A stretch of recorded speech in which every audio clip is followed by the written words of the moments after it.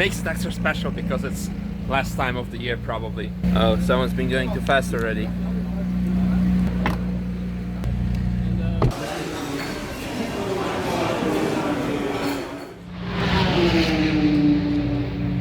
Good morning, comrades. As you can see, because of the heater and actually new winter jacket, it's a bit of a cold morning. But we have some nice heater over here. Yeah, works nice as well. We are at the very last track day of the year, the Schnelle Schwaben. And if you watched the last Schnelle Schwaben track day of this year, I told you that, no, actually the first one of this year, I told you that the Schnelle Schwaben was a track day that I first ever visited at the Nürburgring. So it's kind of a special day for me, always. We have lots of very cool performance cars here. The GT3 RS, the McLaren, we have the Speciale here, but the Speciale is actually functioning as a transport car because we brought all the helmets. Very nice Miami Blue GT3 Mark II, the Saab 7 Up, obviously the R8 V10. Tilo has joined us as well. Tilo is currently with Robert out for a passenger lap. GT4, GT3 RS, another one, GT3 RS over there, GT3 RS probably somewhere there, yes, they're behind. Wherever you're gonna point the camera, there are plenty of GT3 RSs. Noble GTO, oh no, wait, how could I have made that mistake? It's just the Lotus with a shitload of aerodynamics on it. Very nice, very nice. But no, there is in fact actually similar colored Noble GTO, so don't blame me too much for getting that wrong.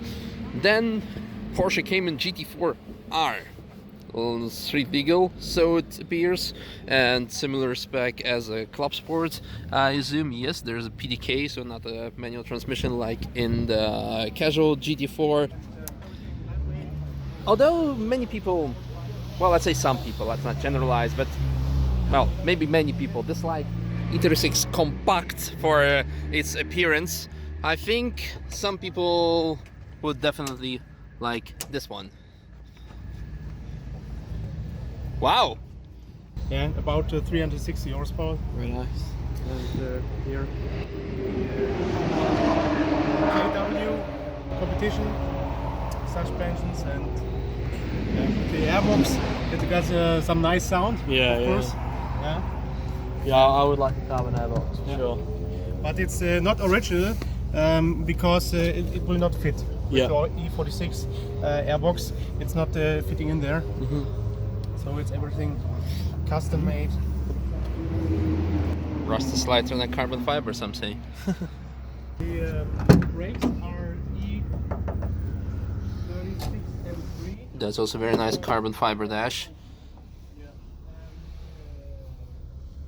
Tim, you know that you can live in a race car, but you cannot race a house. Yes. You can definitely live in a race car because you have your own mailbox. Oh yeah, that's cool. That's cool. Yeah.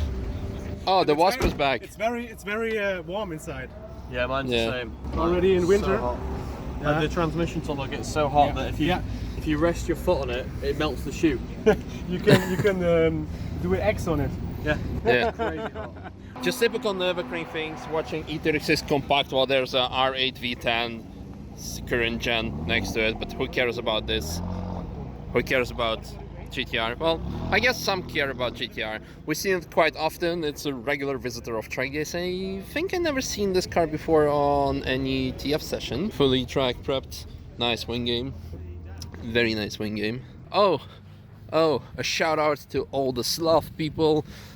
Adidas sticker on it. Very nice. Very nice. Yeah, am I doing car spotting? Yeah, maybe. The thing I want to say to you guys is up until like a few days ago, this track day had only 60 cars participating because everyone was like, meh, end of the year, might be snowing, might be raining. But in fact, apart from being cold, the weather is perfectly amazing. The weather is really great. I mean, track conditions, of course, it's a bit cold, but we just had a very perfect, I would say, one of the best, most exciting laps I had this year with Robert. chasing a Russian GT3 RS.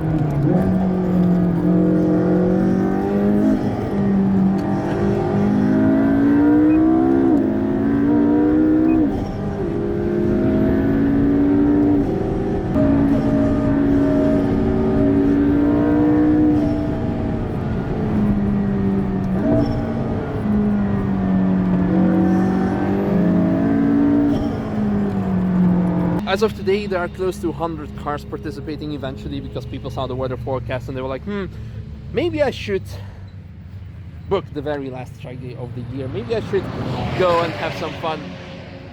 So the thing what I want to say is once the track day dates become available for next year, make sure to book the very last track day of the year. And I think Schwaben always has a very late track day. There was one last year as well. GT3 Mark II with nice magnesium wheels of BBS. Very, very fantastic. I believe it's like 12,000 euro per set. But I mean, if you can afford a GT3 Mark II, then it's no biggie anyway. Like I said, plenty of GT3 RSs. Another one, another one, another one. I hope that by this time next year we're gonna see plenty of GT3 RS Mark IIs. A car that I'm very excited for, very looking forward to see, to be passenger in, to drive, maybe own, who knows. What was I saying? Yeah, so make sure to book one next year yourself, a track day, because like you see, the conditions are great, and even if it would have been raining, come on, your wet laps are amazing, because you know what I always say, never clings like a girl. It's good when she's wet and you don't have to share her with other guys.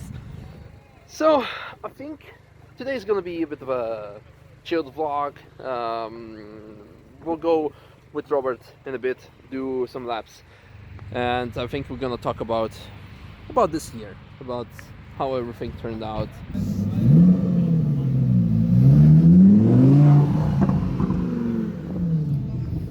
By the way, have you seen our amazing Akrapovic demo setup? And hello back to Robert and Tito here. I think this is for McLaren. Yeah, the trapezium exhaust, I would almost think that it's a turbo, but since they're so close to each other, I think it's a McLaren 650 or maybe MP4 12C. 458, hard to miss, triple exhaust. Titanium slip-on line, plus 9 horsepower.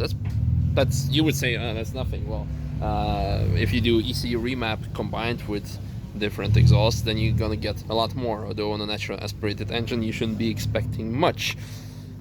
Porsche, I think GT3, you can go for carbon or titanium or both, like in this case. E92 M3 or E90 M3.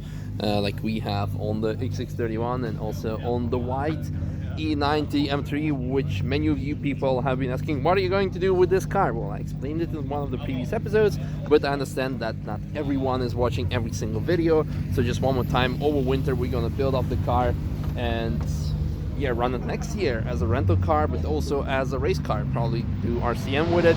Who knows? So stay tuned for some winter upgrades. Maybe say hi to Tito, because he has some interesting jacket game going on.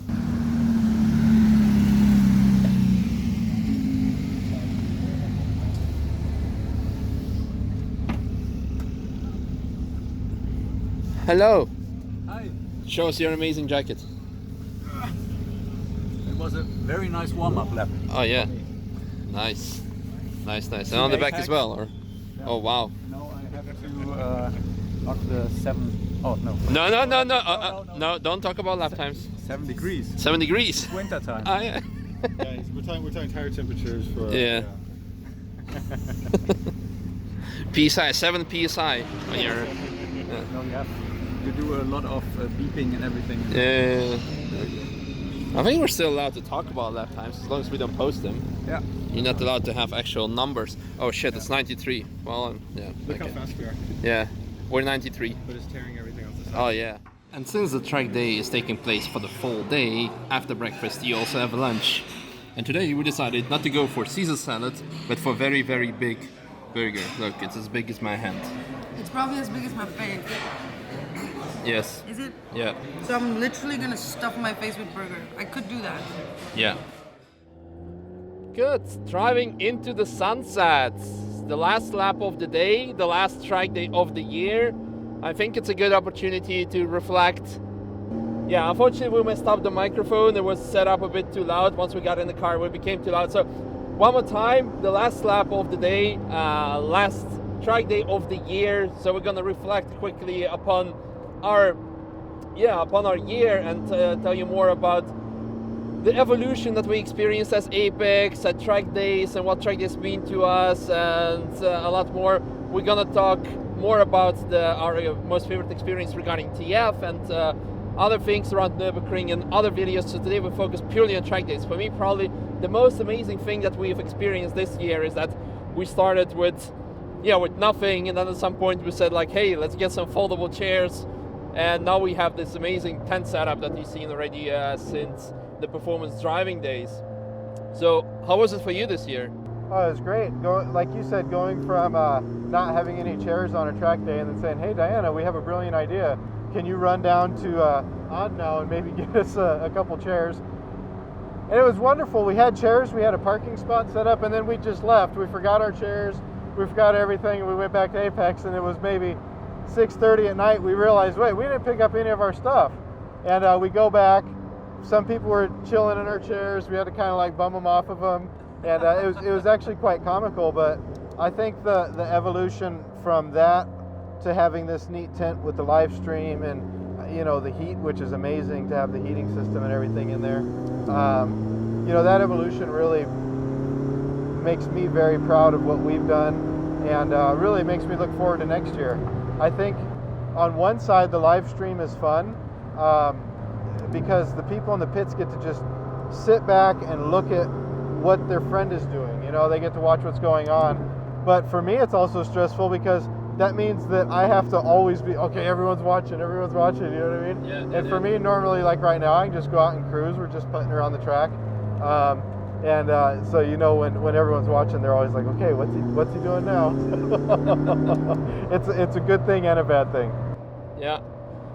So for next year, if you would ask us what we want to achieve, I think continue the evolution and getting better at offering the service that we're offering, because I think what distinguishes Apex from the other competitors, we really try to have a personal approach, not to have like a invoice number linked to people, but to have real personal approach, and everyone actually confirms that. Whenever I bring this up in any of my vlogs, I see people in the comments who have ever been to Apex saying like, hey, yes, indeed, I've been there, and the most amazing part was, it's like, the customer service is second to none. I think we definitely want to continue that way. Not sure if we want to like grow in size, because we already have pretty big tent set up, and size-wise, I think we're gonna keep it the same. I think the other evolution regarding track driving and track performance for next year is probably entering the RCN at some point. Yeah, I think so. I think I'd enjoy, even if it's not me driving, if it's you and Tim or something, I'd enjoy seeing an Apex car in RCN. I think that'd be a really good start. I think it'd be a good entrance for Apex to get into the actual racing scene. Yeah.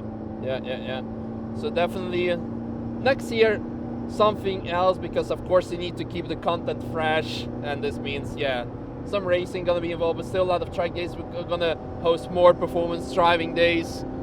So if you want to improve or actually even start driving the Nordschleife, make sure to follow us or just contact us. We're gonna have something cool for you next year as well. Absolutely.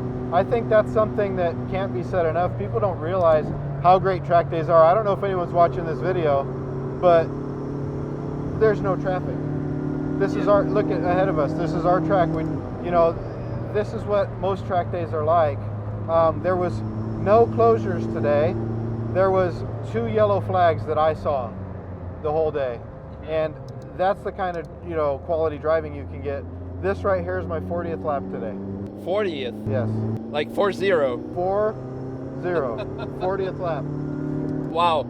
And again, I think, yeah, I can also talk about the amazingness of track days opposed to the tourist environment or the public sessions of the Nürburgring, because as you can see, we have just empty track for ourselves. And although, yes, it's last track day of the year, so a lot of people were like, man, I'm not gonna risk it with the weather.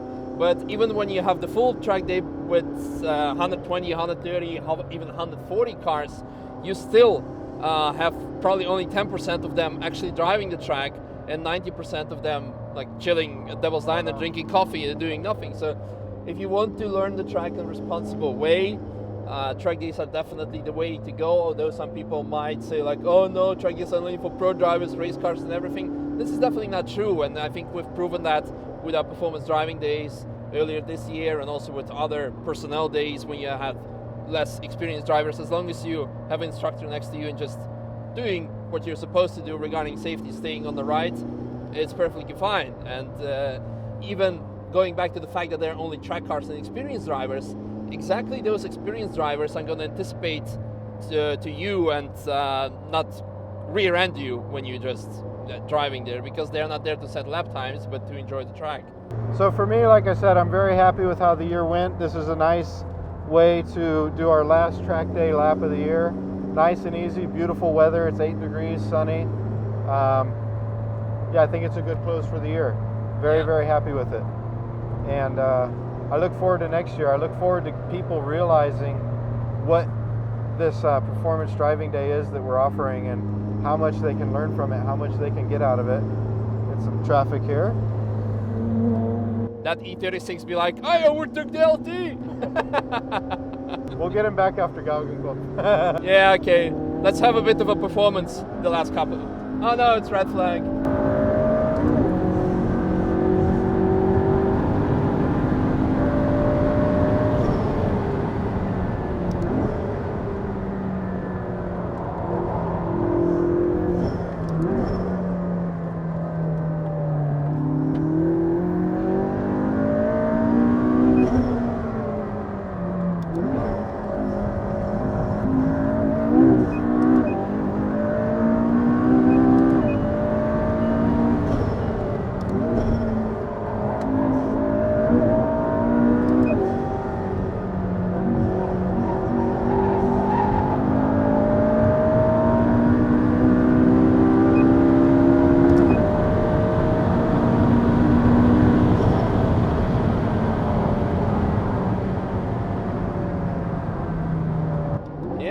Red flag means the end of today's track day, and luckily not the end of the vlog series, but the end of today's vlog. I hope you guys enjoyed, and most importantly, again, I hope after this vlog, I mean, this is probably like close to 20th track day of this year, you have the incentive to come and book a track day for you next year with us.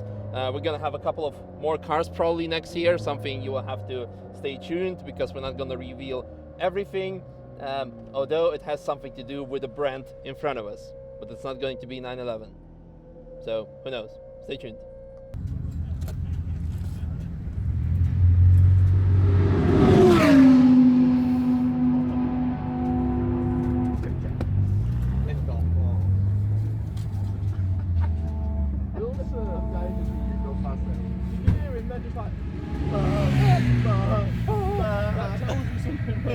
Go and fly. Be free. Although I understand it's kind of warm here.